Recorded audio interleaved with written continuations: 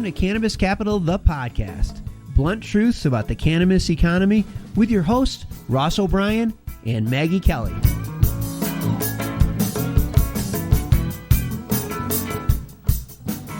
Hello, listeners, and welcome to Cannabis Capital, the podcast, where we dig into the business and finance of the cannabis economy. I'm Maggie Kelly, co-host with the one and only Ross O'Brien, venture capitalist and author of the book Cannabis Capital. Ross, how are you doing today? Well, Maggie, I feel like I say the same thing every week. I'm excited. I can't wait for our guest today. I can't wait for the Cannabis Economy Challenge. I feel like I'm on a roll here. And every week, there's more and more exciting things happening. So I'm delighted to be back and welcome listeners. And as always, thank you, Maggie. So I'm excited too. And yes, we do need to get some new superlatives because fantastic and excited are overused these days, especially by us. I feel like these interviews are professional self-care. I don't know if you feel that way too, but I don't even know if that's actually a term. You heard it here first, folks. But these interviews are such a delight. We speak with some really interesting people, and today is no exception. Today, our guest is none other than Andrew D'Angelo, co-founder of Harborside, the California Cannabis Industry Association, and the Last Prisoneer Project, and that just really skims the surface. But before we get started, it's the time we all know and love. It's the Cannabis Economy Challenge, our weekly challenge to see if listeners can identify an industry or sector that is not impacted by cannabis legalization. Ross currently sits undefeated, but today could be the day. I really like this week's submission, Ross. This challenge comes from Bill in Raleigh, and his submission is the dairy industry. So what say, Moo? I love it, Maggie. Well, this one's really interesting. So I guess Bill in Raleigh has been enjoying his Oreos and glasses of milk while he's been consuming and doing his self-care. I love this. This is super interesting. And to go back for those new listeners, what we're talking about here is that cannabis is a global macroeconomy, and we believe that cannabis has reached the boardrooms of every company and every industry, period. And a great example of this is the dairy industry. First of all, I don't know if you know this, but Ben & Jerry's has a CBD-infused ice cream. So just on its base, it's something that consumers are embracing in all verticals and all sectors, in particular when you get into everything from nutraceuticals to desserts and ice cream. And I'm remembering at the end, I think it was the end of last year, that there's actually some research that has been started. And I think there was some funding from the USDA to do this, where there's a whole bunch of research on what happens to cows if you feed them hemp. And so I find that interesting because this is the exact conversation, right? As soon as you open up the proverbial Pandora's box of what is encapsulated in this plant that we don't fully understand yet, you start to look at all the different applications and the fact that there is legitimate research going on about feeding cows hemp and how that will influence the feeding industry, I think is really, really compelling and a great example of why we're, to use the superlative again, excited to be where we are today.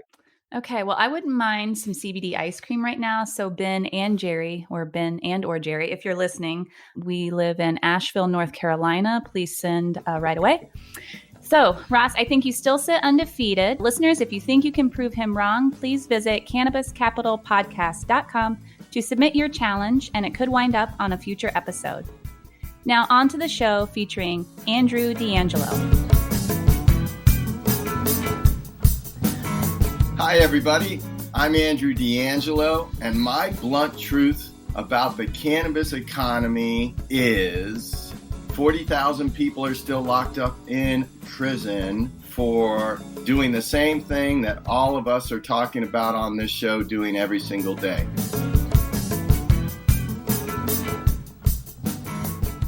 Andrew, we're so happy you've joined us today. I feel you are quite emblematic of the cannabis economy. You're a co-founder of a business, co-founder of a notable nonprofit, co-founder of an influential cannabis association in the first state to legalize. And that just, as I said earlier, skims the surface. So would you kick us off by providing our listeners some background on yourself and your expansive career thus far? I would love to. I was introduced to cannabis as a teenager in the 1980s. Many of your listeners probably know of my older brother, Steve D'Angelo. Steve is 10 years older than me, and by the time I was in high school, he was already a well-established cannabis entrepreneur and cannabis activist, and he needed some help. So he naturally turned to his little brother. At that time, I was an athlete. I had just been injured and I was in a lot of physical pain. And so I was ready to take that joint that he handed me one day in my mom's kitchen. And like many people who experience cannabis, not everybody, but many people, it was a positive, transformative experience for me. And all of a sudden, my physical pain went away. And all that angst I had as a teenager involving what am I going to be when I grow up, that also went away because I knew right away I wanted to work with the cannabis plant. The problem was it was highly illegal. Ronald Reagan was president. The first George Bush was coming in shortly after Reagan. And these were the biggest anti-drug warriors we had ever seen since Harry J. Anslinger, probably worse than Anslinger. And it was a very dangerous time to be close to the cannabis plant. So if you wanted to work with cannabis and you did not want to be a criminal, which I did not, you had to be an activist. And so we started our activism very early in our careers. We had a sort of 3 tracks to our careers. We were selling weed underground, we were doing activism, and we were trying to create legal cannabis businesses. One of the first legal business we had was an industrial hemp company in the 1990s, where we made clothes out of hemp. So Steve and I always wanted to get legal. It was very frustrating not to be legal, and getting busted a few times certainly motivated us to change laws and get legal, because of course that's a very disruptive thing. So that's how activism happened. I always enjoyed the entrepreneurial aspects of cannabis more than I enjoyed the activism portions of cannabis.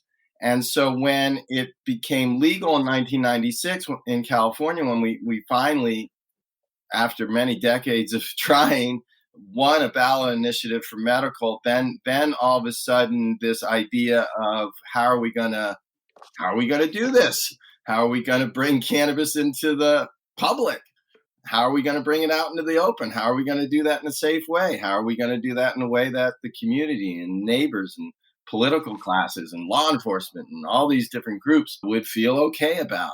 And in the beginning, they didn't feel okay about. So we had a lot of work to do just to operationalize the industry. Oakland cut to the early 2000s, and Oakland was the first city to license cannabis dispensaries. They didn't license cultivation. They didn't license manufacturing. Growers were still getting raided. Growers were still getting busted. Dispensaries were still getting busted. The feds were having a field day in the early years of the California market. And the state of California was not protecting anybody. And they were just letting the feds come in and bust people. So once we got a license from the city of Oakland, Harborside was one of the first 6 businesses in the world to get a license to sell weed. Then Steve and I had another challenge in front of us. And how do we create a model that people feel comfortable coming into, all walks of life, all parts of the public, senior citizens, veterans, poor people, wealthy people, all colors, all creeds, all religions. We wanted to create something that everyone felt comfortable in. And Harborside was a vision that was really a community center. We had to operate as a non-for-profit in those days. And so we were able to invest in community, and we were able to invest in medicine, and we were able to frame cannabis as a wellness product and as something that was here to help communities and to help people. And this idea of greed and this idea of exuberance just didn't exist. There was just, California was the only state. There were a bunch of crazy people like me and Steve doing this out there. It didn't seem like anyone else was going to do it. We're just going to let those crazy Californians do this for a while. And it took a decade or so before other states came online. And then things happened very quickly once Colorado and Washington, particularly when they legalized for adult use, and then California shortly thereafter. And then we went into a for-profit model from a nonprofit model. then all kinds of unintended consequences started to happen in our industry with respect to taxes and regulations. And are the frameworks right? Or are we doing the public policy as well as we did the activism? How do we prevent exuberance and well-financed folks from mainstream industries sort of steamroller over the communities that have been carrying the plant through the darkest days of prohibition? And as I mentioned earlier, how do we get these folks out of prison that are still in prison today for doing the same thing that everybody else is doing right now in the legal industry, usually at a much smaller scale? So that's been the genesis of my career. I've had to sell weed because I love to sell weed. I've had to be an activist because I didn't want to be a criminal. And I had to start trade associations because we had to operationalize our industry within our communities, and we had to build an industry. And that meant that we had to create connections with other businesses and other entrepreneurs. We had to form alliances. We had to find consensus on how we wanted to reform public policy. And I wish I could tell you all that that's gone very well, but unfortunately, whether it's California or almost any other state, our trade associations are fragmented. There's too many of them. We've got well-funded trade associations trying to build moats around their businesses instead of tearing down the walls for everybody else. Then we've got other folks that are actually trying to tear down the walls for everybody else. You've got activists, social equity activists, legacy activists, clamoring and fighting for a spot at the table, and we still have federal prohibition and just a mess up there in Washington, D.C. in terms of cannabis policy. So our work is still really just beginning, but the reason I've done all these different things in my career is simply because we've had to take something out of the shadows and into the light, and the only way to do that was you had no choice. You had to be an activist. You had to start trade associations. You had to try to find a center to this that we can collaborate within, and that we can, no matter how hard it is, and it is hard, find consensus together so that we can make the decisions. You had to build what wasn't there. That's right. And we still are. We still are. There's nothing more entrepreneurial, right? Seeing an empty field and building a house that nobody else can visualize. Andrew, this is fantastic. And I want to take this as a jump point to go into some of the operationalization and bridging gaps. I want to add some context because I'm really excited about all the things that you guys have done. And as somebody who had always seen cannabis as non-controversial in my lifetime, it was always something like when I was a kid growing up and exploring and discovering it, myself and my friends were law-abiding citizens in all respects of our lives, with the exception of the use of this plant. And so it was one of these things that throughout my life, it's always been, this doesn't make sense that this should be prohibited in the way that it is. And therefore, as a lifelong entrepreneur, I'd always felt there's got to be some opportunity for this to change. And that was the impetus for, as we refer to the cannabis economy as a macro global trend. Now, within that, there's all these different verticals. I love what you said about being fragmented. And so there's all these different verticals. As somebody who's been on the front lines of this, and look, none of us would be here if it wasn't for the grassroots advocacy of putting things on the ballots in the local communities. And that inspires us to want to bridge those gaps even more and do them successfully. So can you talk to us and our listeners a little bit more about those early days and what has sort of transpired? You talked about unintended consequences. What are the learnings? What are the things that you do the same? What do you do differently? And where are we today? And how can we all start to calibrate around that same, concept you called sort of the center that we're all starting to look at? Well, for me, it all comes down to public policy and the legalization frameworks. If we don't get those right, the domino effects from those mistakes are just tremendous. So, and we haven't gotten them. I think New York's legalization framework's the best one that I've seen to date. And why is that? Why is that, Andrew? Well, I think New York, they came around a little bit later and were able to see the mistakes places like California and Illinois and Massachusetts made, and even Oklahoma made, and tried really, really hard to learn from those lessons. So the fact that half of all the licenses that are going to be issued in New York, in theory anyway, are to go to social equity and those that have, that have been most harmed by the war on weed. Well, no one else has done that anywhere in the country. So I think that's a pretty big game changer. I think the devil's in the details on something like that, and we have to make sure that there's integrity and authenticity within that framework, and that it gets executed in a good way. The other thing New York did, or two other things New York did, one, they legalized consumption from day one.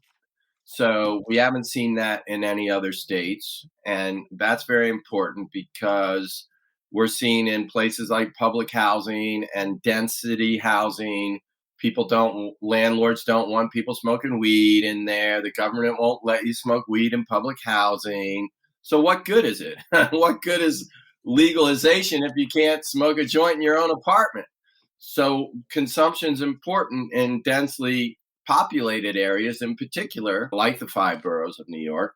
So I thought New York did that right too. And I also think consumption models have a much lower barrier to entry if we create the rules around them properly. They're also more community and neighborhood centric. And I think this is also going to help bind the ties of the cannabis economy to the local economies a lot better than it is right now.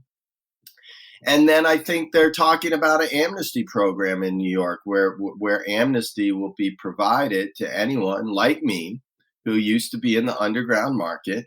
And who knows how it's going to flush out yet. There's still a lot of talk about this, but I hope the public policy is done in a good way, in a smart way, so that these folks could maybe pay some back taxes, maybe pay some kind of legacy entry fee, and then get a license to be in the market. And most of the cannabis consumed, particularly in the 5 boroughs, comes from the legacy market, comes from delivery services that have been doing this for decades.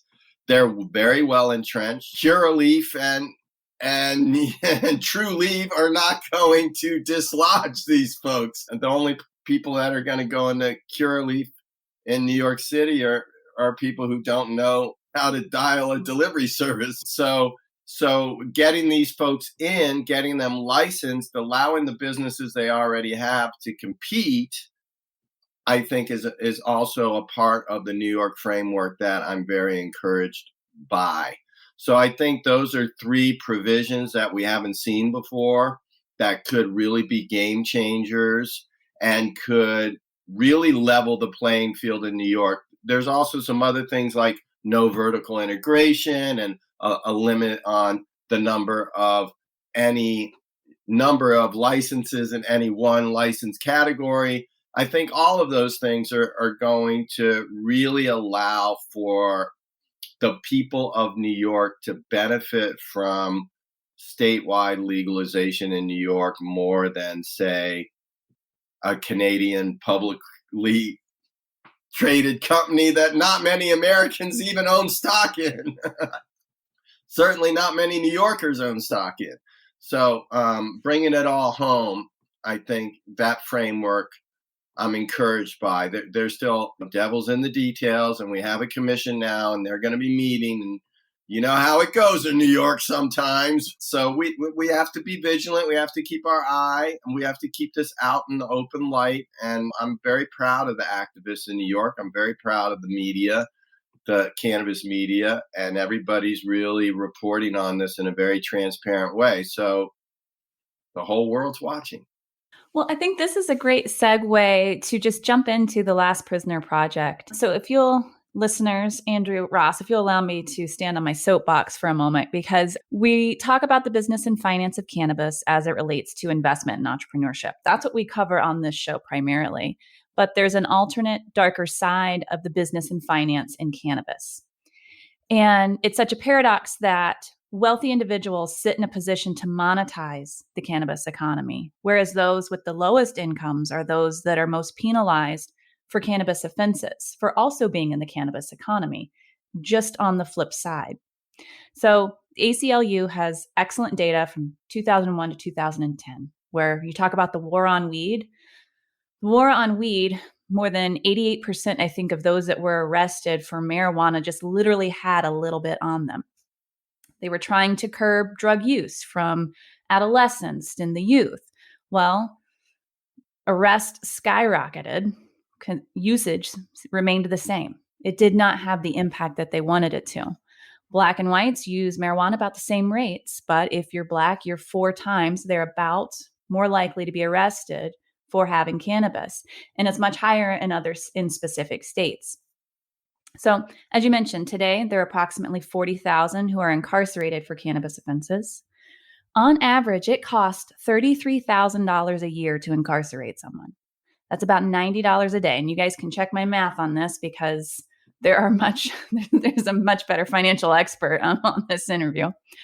But so that comes out to about $90 a day, which, keeping those 40,000 in mind, that equates to $3.6 million a day that it costs to keep people incarcerated for cannabis-related offenses.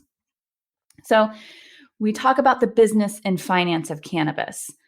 That $3.6 million a day, that's going into somebody's pocket. Our tax dollars are paying that. That's going to someone. That is money being made off of the cannabis economy, off the backs of those who don't have the resources to fight for the injustice. So that's the segue. Tell us about the Last Prisoner Project, because your organization aims to resolve this inequity. The Last Prisoner Project is a nonprofit 501c3 organization. My brother Steve and I, a few other folks, started the organization when I exited Harborside. A little bit before, actually, when I exited Harborside. I was sort of burnt out on the transactional parts of cannabis, because taking a company public takes a year or two, and it's just, well, it's a brutally complex transaction. Let's just put it that way. And no one wins the transaction fully. There's people on all sides of the table. And, well, I should say the investor bankers usually do quite well because they get paid first. But founders like me get paid last. And in fact, I still haven't gotten paid for all the work I did at Harborside. So I was a little burnt out on chasing the dragon, if you will. And I wanted to do something that made me feel good waking up in the morning. There was still an awful lot of work that needed to be done on the social justice side as I looked around the industry, coming out of my blinders that I had on, owning and operating a company for 13 years. And one day my brother Steve was in a boardroom in Canada, and people were talking about billion-dollar deals, and he got a phone call from a friend of ours who was locked up in Pennsylvania for weed, 4 years in jail for 14 pounds of weed. And that's when the idea came to us that we needed to do something. We took a look around the nonprofit landscape, and we didn't really see anyone doing this particular very narrowly focused job. So Last Prisoner Project is a very narrowly focused organization. We want to get cannabis prisoners home from prison, all of them, every single one of them on earth. It's not a crime anymore. It never should have been a crime in the first place. None of these people should be locked up. Number two, we want to re-enter folks into society once we do get them out. So that often means housing. That often means education. That often means helping their kids go to a little bit better school. Most of these children have been traumatized by their parents being locked up for years and years and years. Some of that means getting them employment in the cannabis industry. Most of the people who work for Last Prisoner Project now are former prisoners that we helped get out. So, and we have ambitions to start a training program, which we don't have funded yet. It's going to cost a few $1 million, but we'd like to train people that get out of prison to get skills that will enable them to be employed directly into the cannabis industry. So that's our sole focus. We do work with other groups that do expungement. We don't do expungement ourselves. We don't help people with their appeals. So we're a post-conviction organization. So we help people with clemency. We help people with commutations. We help people with their commissary account so that they can be more comfortable while they're in prison. You mentioned $3.5 million a day is what it costs just to house these folks. Our entire budget for Last Prisoner Project is significantly lower than that. So the cost of incarcerating cannabis prisoners for one day is more than our yearly budget. And Andrew, I'd also say that that cost of incarceration is also inhibiting the value that these people could be providing to the broader communities if they were out starting their own businesses, running businesses, being involved in organizations like yours. So it's not even just the cost. It's almost as if this talent pool is being governed from, and I don't mean that in the governmental sense, but as a governor, are being held back from actually contributing to the growth of this economy. Oh, you're absolutely right. And in this day and age where people are having a hard time hiring people, I can tell you, every former prisoner that we've hired at Last Prisoner Project, they're brilliant, smart people. They contribute to our organization. They work their asses off. They have no problem with work ethic at all. The only thing that they're dealing with is trauma. And sometimes that trauma rears its head, and we have to show compassion and be there for folks and give them a mental health day or give them a half a day off or whatever it is, show a little flexibility. But these folks have contributed. They have transformed Last Prisoner Project. We have doubled our endowment since these folks have gotten out of jail and entered. We have greatly made our reentry program more efficacious because the reentry program is run by people who used to be locked up. So they understand it better than I ever will be able to. So, and then you hear about, like I just read this article that 80,000 truck drivers wanted to be truck drivers and they failed drug tests for cannabis and they can't be truck drivers now. We have this inflation in this country. We have these goods and services that are stuck. And we're denying people who want to be truck drivers to be truck drivers because they can't pass a cannabis piss test. It's so across the board how we have to free this cannabis talent, not just prisoners, but everybody. So Andrew, one of our guiding principles as a firm, and we adhere to with the companies that we invest in, one of our guiding principles is the belief that entrepreneurship should be accessible to everyone in every community. So Andrew, because of that philosophy that we have as a firm and just being inspired by listening to you here today, I'd like to make a public offer for us to be a participant, contributor, donor to the Last Prisoner Project. And what I'm thinking that we'd love to do is we're investing now out of our second fund. I'd love to set aside some donations directly to Last Prisoner Project, and we'd love to as involved as you would like. And I'm also thinking, given that Maggie and I have a pretty strong background in education, that's how we met. The book that I wrote was largely intended to be a textbook when I first started writing it. If you're open to it and Last Prisoner Project would like to partner with us, we'd love to launch a training program for these individuals and help take them through virtual webinars, et cetera, at no cost to them, at no cost to you. And ultimately, I could see this leading to internship programs and pathways for these people to come either join our firm, be interns with us, or join the companies that we invest in. So, Andrew, I hope this isn't coming out of the blue, but this is something we'd really love to be a part of. No, not at all, Ross. This is not coming out of the blue. This is exactly why I do programs like this and talk about Last Prisoner Project, is to inspire folks to step up like that. We would absolutely love to work with your firm on all those initiatives. It's easy for us to take donations, of course. But the other stuff you mentioned, the internship and the books and the training, those we welcome as much, if not more, than donations, simply because it's going to take a village to get this done. And sometimes if a firm like yours can do 10, 20, 30, 40 people, and then 100 other firms hear about that and they feel left out and they want to do 20, 30, 40 people, all of a sudden we've got thousands of people. The O-Cannabis Conference and Expo returns to Toronto, June 1st through the 3rd. This exciting event is free for cannabis retailers and will feature Tommy Chong receiving a Lifetime Achievement Award at the O-Cannabis Industry Awards. There are still good booth locations available. For more information about exhibiting or to register to attend, go to ocannabis.com. That's OCANNABIZ.com. So you can reach out to me.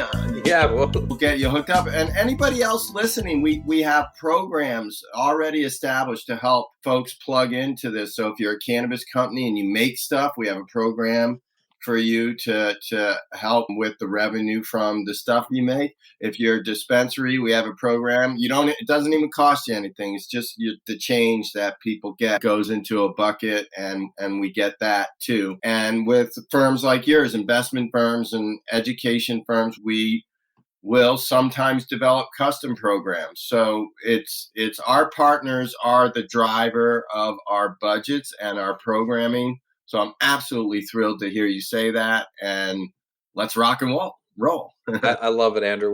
We'd be thrilled to be a part of this. And I think it's a perfect segue into, I think, where we want to wrap up today is, look, we talk a lot about our strategy's always been go slow to go fast. You spoke earlier about some of the irrational exuberance. And as investors, we were very cautious coming into the space. But the conversation that we just had, Andrew, and I hope, and I'm sure it's not lost on our listeners, but let's really put a finer points on this. We're showing that which I think you are uniquely positioned to do out of a lot of people that we interact with, really bridge those two worlds or three worlds. Here we are having a conversation on a couple sides of an equation that sometimes have fragmented objectives or different views, and we're coming together with a common good. So I'd love for you to talk more about how you've been able to play that role, how you see the fidelity in the conversation coming together between these different factions within the cannabis economy, and where this can be beneficial to everybody going forward. Well, thank you for asking that. Yeah, I want to build bridges between legacy folks, Black and brown folks, and investors and mainstream business people. I think that we have a lot to offer each other. We don't trust each other right now. So we have to build some trust together, especially a few years ago. I think it's getting a little better now. But a few years ago, when I talked to mainstream business people, the last thing they wanted in their organization was a cannabis person. They really thought that the cannabis people were a detriment to their business. They wanted to get them out of the way and get me my mainstream people in here, and we'll show how to do this right and how to scale this thing up and make it happen. And most of those companies failed and are either bleeding money and taking more money from investors, as we're seeing in the public markets in Canada, or they've outright failed, or they've consolidated with others. There are a few success stories, but most of those come from businesses that have been very smart, placing their companies in limited licensing frameworks and essentially using that to moat around their business. And so they don't compete with anybody. So I want to build bridges. So I think someone like me can be very beneficial in a C-suite of bigger companies or even with investors. I think people that have been working with this plant for a long time and understand the consumer and understand the culture and understand quality cannabis can be enormously beneficial to folks that don't know about those things. And we also have a unique opportunity.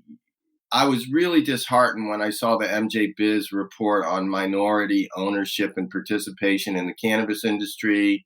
The latest report was terrible. Our industry is not even performing as good as mainstream companies in this country, and mainstream companies in this country suck.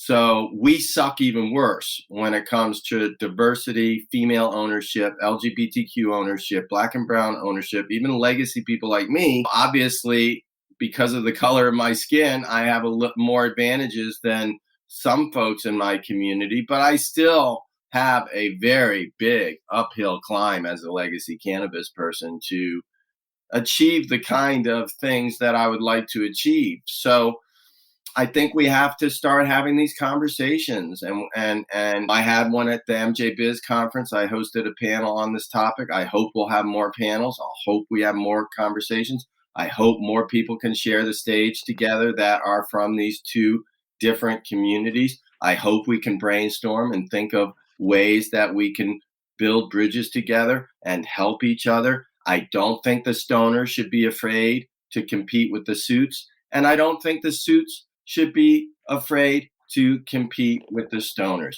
What if we had an industry where you had small, medium, and large players, where you had diversity that was much better than the median of the mainstream corporate businesses? What if we had a higher sustainability and ESG score than any other industry on earth? Wouldn't that be something all of us could be really proud of? Let me add to tie a bow on this from I'll play the suit, more of my background right, in this scenario. In our first fund, Andrew, we have 9 companies in there. Out of the 9 companies, we have 5 female founders. We have 4 African-American founders. We have 1 Asian-American founder. And I want to tell you, Andrew, for us, and I want everybody out there listening to this, as an investor, the money doesn't matter what your background is or what your culture is or what.